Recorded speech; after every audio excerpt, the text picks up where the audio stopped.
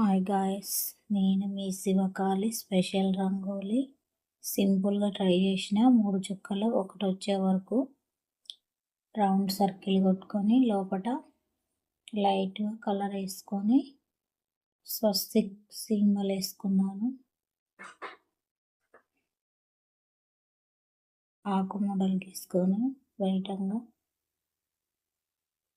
దాంట్లో చిన్న డిజైన్ ఇచ్చేసిన నేను ముగ్గుతో లైన్స్ లాగా ఆ భాగం ఈ భాగం సర్కిల్లో కలర్స్ యూజ్ చేసినాను.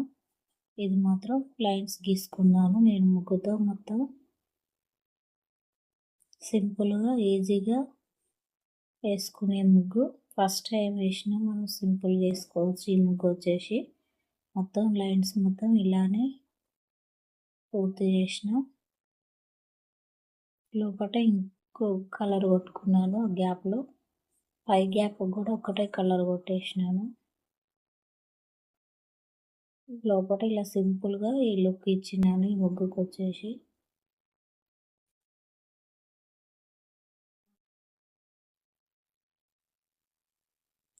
నెక్స్ట్ వచ్చేసి లోపల చిన్న డాట్స్ చుక్కల్లాగా పెట్టుకున్నాను నేను, నీట్గా కానొస్తుంది అనేసి.